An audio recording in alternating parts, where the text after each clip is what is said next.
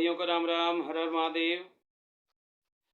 कल मैं आपसे बात कर रहा था कि मनुष्य के ऊपर कितने प्रकार के ऋण हो जाते हैं। कब से? जब से वो जन्म लेता है तब से। तो वो तीनों ऋणों के बारे में कल हम लोग बात किए थे। देव ऋण, पितृ ऋण, ऋषि ऋण या मनुष्य ऋण। ये तीन ऋणों के बारे में कल हम लोग बात किए थे। आज हम सभी विस्तार से फिर से इन्हीं तीनों ऋणों के बारे में अलग अलग बात करेंगे, जानेंगे। तो पहला जो ऋण है वह है देव ऋण, यानी भगवान का ऋण, देवताओं का ऋण। देवताओं की ही शक्ति से हम सभी उत्पन्न होते हैं और अपना जीवन यापन कर पाते हैं। अगर वायु चलना बंद हो जाए तो क्या हम सभी सांस ले सकते हैं, जीवित रह सकते हैं? यदि जल के देवता जल देना बंद कर दें, सूखा पड़ जाए, तो क्या हम सभी जीवित रह सकते हैं? क्या जो वर्षा के देवता हैं, जो वर्षा करवाते हैं, जो ऐसी शक्ति है जो वर्षा करवाते हैं, तो यदि वो वर्षा करना यदि बंद कर दें तो क्या हम सभी जीवन जी सकते हैं? यदि हमें अन्न मिलना बंद हो जाए तो क्या हम जीवन को जी सकते हैं? तो देवता किसे कहते हैं? देवता उसी को कहते हैं जो देने वाला, जो देने वाला हो उसी को हम देवता कहते हैं। शक्तियों को, जिससे हमारा जीवन है, जिससे हम अपने जीवन के कार्यों को कर सकते हैं, अपना जीवन यापन करते हैं, जिनके शक्ति से हम उत्पन्न हुए हैं। तो देवताओं की ही सहायता से हम इस धरती पर उत्पन्न हुए हैं, देवताओं की ही सहायता से हम जीवित हैं, देवताओं की ही सहायता से हम अपने जीवन के निर्वाह को कर रहे हैं। तो इसीलिए हमारे ऊपर देवताओं का ऋण होता है। तो देवताओं का ऋण के लिए क्या करेंगे? क्या जो चीज वो हमें देते हैं क्या हम उन्हें दे सकते हैं? नहीं दे सकते। तो कैसे हम उनके ऋण को चुकता करेंगे? उस ऋण से मुक्ति कैसे प्राप्त करेंगे? तो ऐसे तो उनके ऋण से हम मुक्ति नहीं प्राप्त कर सकते, क्योंकि वे शक्ति महाशक्तियां हैं। लेकिन उनकी आराधना करके, उनकी पूजा करके, तपस्या करके, उनका जप करके, उनके नाम से जप करके, हवन करके हम उन्हें प्रसन्न अवश्य कर सकते हैं, संतुष्ट अवश्य कर सकते हैं। और उसके लिए कल मैं बात भी किया था कि यज्ञ दान तपई कर्मा, यानी यज्ञ करना, हवन करना। हवन छोटा रूप हो गया, यज्ञ बड़ा रूप हो गया। दान करना और तप करना, यानी जप तप। जप होता है जो एक निश्चित संख्या होता है कि इतना जप हमें रोज करना है, प्रत्येक दिन करना है। और तप होता है कि अनंत काल के लिए साधक भगवान का तपस्या में लग जाता है, जब तक लक्ष्य की प्राप्ति ना हो जाए तब तक साधना में लीन हो जाना, उसी को तप करते हैं। तो ये तीन प्रकार से हम सभी ईश्वर को, भगवान को, अपने देवताओं को प्रसन्न कर सकते हैं, उनको संतुष्ट कर सकते हैं। और इसमें दान जो है, यज्ञ सभी लोग करते हैं। दान भी तीन प्रकार का होता है। एक होता है तामसिक दान, एक होता है राजसी दान, और एक होता है सात्विक दान। तो हमें दान कौन सा करना चाहिए? सात्विक दान हम उसे कहते हैं जो सात्विक व्यक्ति को, योग्य व्यक्ति को दान किया जाता है और गुप्त रूप से दान किया जाता है, उसको हम सात्विक दान कहते हैं। अब योग्य व्यक्ति कौन है, किसको दान करना चाहिए? तो सच्चे ब्राह्मण हो, जो नित्य प्रति जप करते हो, तप करते हो, रोज भगवान की प्रत्येक दिन सेवा करते हो, और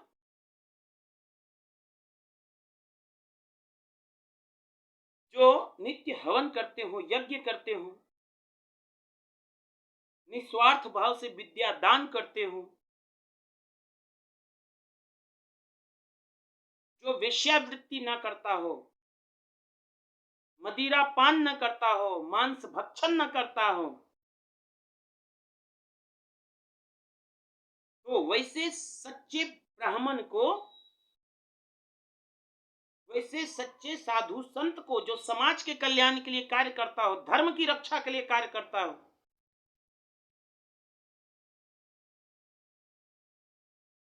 वैसे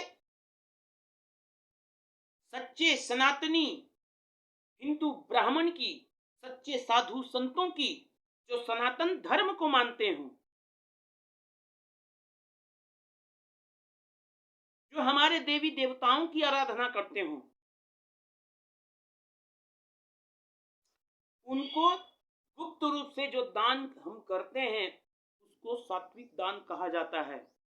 और सात्विक दान ही मुक्ति को प्रदान करने वाला है,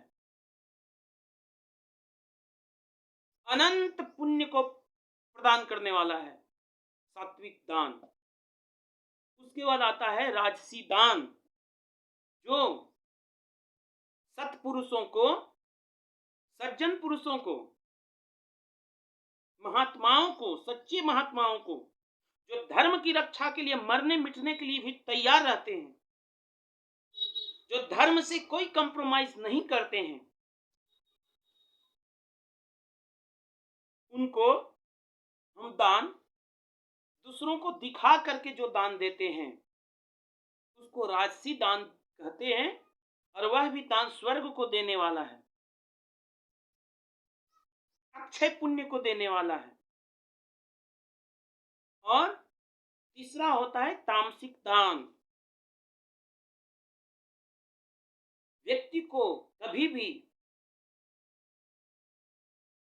राजसी दान करना चाहिए या तो सात्विक दान करना चाहिए, और ज्यादातर तो सात्विक दान ही करना चाहिए, लेकिन तामसिक दान कभी नहीं करना चाहिए। क्यों नहीं करना चाहिए? जब तक हम यह नहीं जानेंगे, तब तक हमें कैसे पता चलेगा कि हम तामसिक दान कर रहे हैं या राजसी दान कर रहे हैं या सात्विक दान कर रहे हैं? तो तामसिक दान उसे कहते हैं जो दान लेने के योग्य नहीं है, तामसी गुणों वाला है, जो मांस भक्षी है, मदिरा पान करता हो, वेश्यावृत्ति करता हो, भगवान की पूजा सेवा नहीं करता हो, न जप करता हो, न तप करता हो, न यज्ञ करता हो, न हवन करता हो, तो वैसे व्यक्ति को यदि कोई चीज, कोई भी व्यक्ति दान करता है, तो वह दान तामसी दान कहलाता है।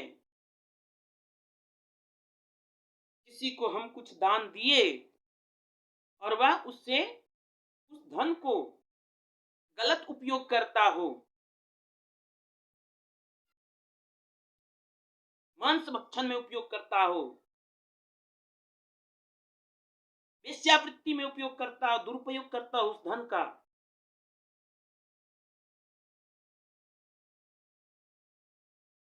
जुआ खेल जाता हो, तो समझ लीजिए कि वह तामसी दान कहलाया आपका। और तामसी दान करने वाले का पहले विनाश होता है, उसके बाद जो तामसिक दान लेता है उसका भी विनाश हो जाता है। क्योंकि यदि कोई व्यक्ति किसी को यदि कुछ दान कर रहा है तो उसे लगता है कि हम दान कर रहे हैं, ये वस्तु दान कर रहे हैं, या ये धन दान कर रहे हैं, ये द्रव्य दान कर रहे हैं, लेकिन दान के साथ साथ वो अपना पाप भी, अपना ग्रह भी उस व्यक्ति को दान कर रहा होता है। और जिसे वो दान मिला वह ब्राह्मण या साधक या कोई भी व्यक्ति दान मिला और वह उस दान के बदले उतनी संख्या में जप नहीं करता है, तप नहीं करता है, भगवान की आराधना नहीं करता है, भगवान की सेवा नहीं करता है, तो वह जो दान में लिया गया पाप है वह पाप उस ब्राह्मण का नाश कर देगा। और जब ब्राह्मण का नाश हो जाएगा उसके बाद उस यजमान का भी नाश हो जाएगा, क्योंकि उस ग्रह का तो काट हुआ नहीं, उस पाप का तो काट हुआ नहीं। और जब तक पाप का काट होता नहीं है तब तक वह ग्रह की शांति नहीं होती है, उस पाप की मुक्ति नहीं होती है, उस पाप का नाश नहीं होता है। इसलिए योग्य ब्राह्मण को, योग्य साधक को, योग्य महात्मा को ही दान करना चाहिए। और जैसे जैसे वह योग्य साधक, योग्य महात्मा, सच्चे महात्मा, सच्चे भक्त, सच्चे ब्राह्मण जैसे जैसे जप करते हैं, तप करते हैं, भगवान की सेवा करते हैं, वैसे वैसे उस यज्ञ का, उस व्यक्ति का दिया गया दान फल देता है, उसका दिया गया दान सफल होता है और उसको ग्रह की शांति होती है, पापों का नाश होता है। तो इसीलिए हमें कभी भी या तो सात्विक दान करना चाहिए या तो तामसी दान कभी नहीं करना चाहिए, या तो तामसी दान करना चाहिए या तो राजसी दान करना चाहिए। और उसके बाद तप, प्रत्येक दिन हमें कम से कम एक माला भगवान का जप करना चाहिए, अपने गुरु से दीक्षा लेकर के, मंत्र लेकर के, जो गुरु के द्वारा दिया गया मंत्र हो, या गणेश जी का मंत्र हो, कार्तिक जी का मंत्र हो, शंकर जी का मंत्र हो, माता भगवती का मंत्र हो, बजरंगबली का मंत्र हो, जो गुरु के द्वारा दिया गया मंत्र हो उसको हमें प्रत्येक दिन कम से कम एक माला जपना चाहिए। अब बहुत सारा लोग बोलते हैं कि यज्ञ पूजा में बहुत धन खर्चा होता है। तो खर्च आप कब कर रहे हैं? जब आपको परमात्मा ने, ईश्वर ने धन दिया है तभी तो आप खर्च कर रहे हैं। आपको देता ही नहीं तो आप कहां से खर्च करते? और यदि किसी को लगता है कि हम ज्यादा धन खर्च करने में सामर्थ्य नहीं है, यज्ञ में बहुत सारा धन लगता है, तो सनातन धर्म में यहां कहीं भी नहीं लिखा हुआ कि हमारे पास जो शक्ति नहीं है तो हम उससे ज्यादा धन खर्च करें।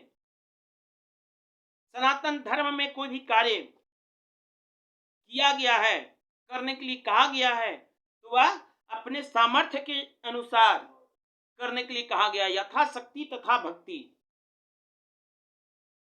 जितना शक्ति है उतना ही करने के लिए कहा गया है। भगवान ये नहीं कहते कि 56 भोग तुम हमें चढ़ाओगे तभी हम प्रसन्न होंगे। भगवान भक्ति से प्रसन्न होते हैं, भावना से प्रसन्न होते हैं। यदि भक्त की सच्ची भावना होती है तो भगवान एक तुलसी पत्र से भी प्रसन्न हो जाते हैं, एक लोटा जल से भी प्रसन्न हो जाते हैं, एक चावल का दाना से भी प्रसन्न हो जाते हैं। और घमंड के साथ, अहंकार के साथ कितना भी भगवान के पास चढ़ा दिया जाए, प्रसाद चढ़ा दिया जाए, भोग लगा दिया जाए, भगवान प्रसन्न नहीं होते हैं। भगवान को पहले भक्ति चाहिए, भगवान भक्ति के भूखे हैं। और इसलिए सबसे पहले हमारे अंदर भक्ति होना चाहिए। और जब भगवान किसी को देता है तभी वो कुछ चढ़ाता है, पहले आप चढ़ाते नहीं हो, पहले आपको भगवान ने दिया है, परमात्मा ने दिया है, तभी आप खर्च करने की क्षमता रखते हैं। आपको भगवान देता ही नहीं तो कहां से खर्च करते। और यदि किसी को ज्यादा खर्च भी लगता है तो पूजा का भी 3 नियम है। एक होता है सात्विक पूजा, और एक होता है तामसिक पूजा, और एक होता है राजसी पूजा। तामसिक पूजा तांत्रिक लोग करते हैं, जिसमें बलि वगैरह दिया जाता है, उसको हम तामसिक पूजा कहते हैं। और एक होता है राजसी पूजा, जिसमें जिस प्रकार से हम अपना जीवन जीते हैं उसी प्रकार से भगवान को ठाठ बाट के साथ राजा महाराजा धीराज की तरह हम लोग पूजा करते हैं। ठीक है, इसीलिए राजा धीराज की तरह पूजा करते हैं तो उसमें ज्यादा खर्च लगता है। वस्त्र चढ़ाते हैं, हम फल चढ़ाते हैं, दीपक जलाते हैं, भगवान को भोग लगाते हैं, जल से स्नान करवाते हैं, पंचामृत से स्नान कराते हैं, दूध से स्नान करवाते हैं, नदी से स्नान करवाते हैं, सभी चीजों से स्नान करवाते हैं, तो उसको हम राजसी दान करते हैं। और किसी के पास यदि सामर्थ्य नहीं है ज्यादा धन खर्च करने का, तो सनातन में यह नहीं कहा गया है कि तुम कर्जा लेकर के पूजा करो, ऐसा कहीं नहीं लिखा गया है। तो वो क्या करेगा, तो है सात्विक पूजा। तो सात्विक पूजा कर सकते हैं। सात्विक पूजा में कोई धन खर्च करने की आवश्यकता नहीं होती है, केवल भगवान का नाम लेना होता है, भगवान का जप करना होता है, भगवान के ऊपर जल चढ़ा दिए, फूल चढ़ा दिए और भगवान का जप किए, आराधना किए, भगवान का नाम लिए, जिसको मानस पूजा भी कहा जाता है। यानी मन में भगवान का फूल का कल्पना करना है, पुष्प का कल्पना करके भगवान पर चढ़ाना है, दिया का कल्पना करके भगवान पर दीपक दिखाना है, भगवान को नैवेद्य का, प्रसाद का अपने मन में कल्पना करना है। अब मन में कल्पना करके भगवान को चढ़ाना है, भगवान को भोग लगाना है, तो वो 100 गुना हमें फल भगवान देते हैं। भगवान उससे और ज्यादा प्रसन्न हो जाते हैं मानस पूजा से। क्योंकि राजसी पूजा के तो किसी किसी के मन में वो पूजा तो कर रहा होता है, लेकिन ऐसा भी होता है कि उसका मन कहीं और लगा होता है। लेकिन मानस पूजा में भगवान में ही मन लग जाता है। क्यों? क्योंकि हम कल्पना में खो जाते हैं कि हम भगवान को जल चढ़ा रहे हैं, भगवान को पंचामृत चढ़ा रहे हैं, भगवान को दूध चढ़ा रहे हैं, भगवान को वस्त्र पहना रहे हैं, भगवान को तिलक लगा रहे हैं।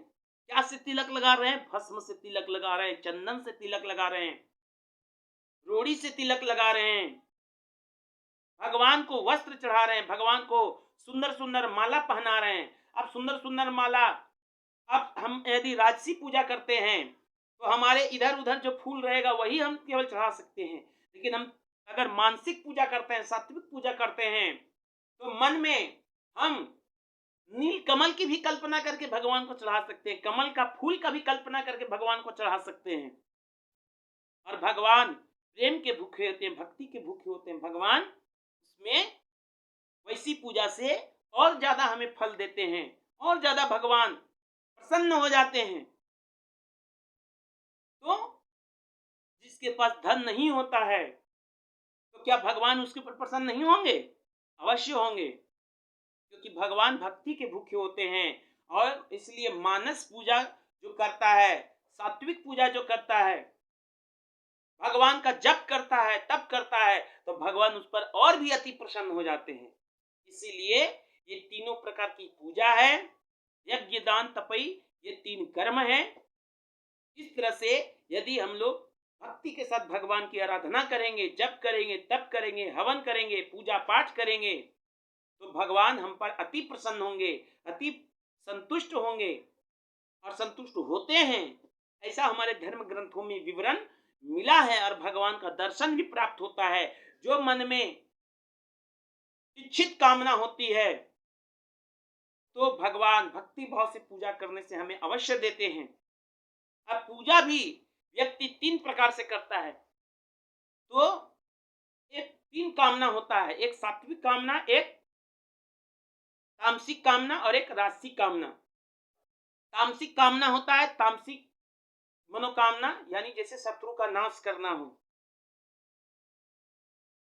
किसी दुश्मन का नाश करना हो, इस इच्छा से यदि कोई पूजा करता है तो उसको तामसिक पूजा कहते हैं। और राजसी पूजा सुख समृद्धि के लिए किया जाता है।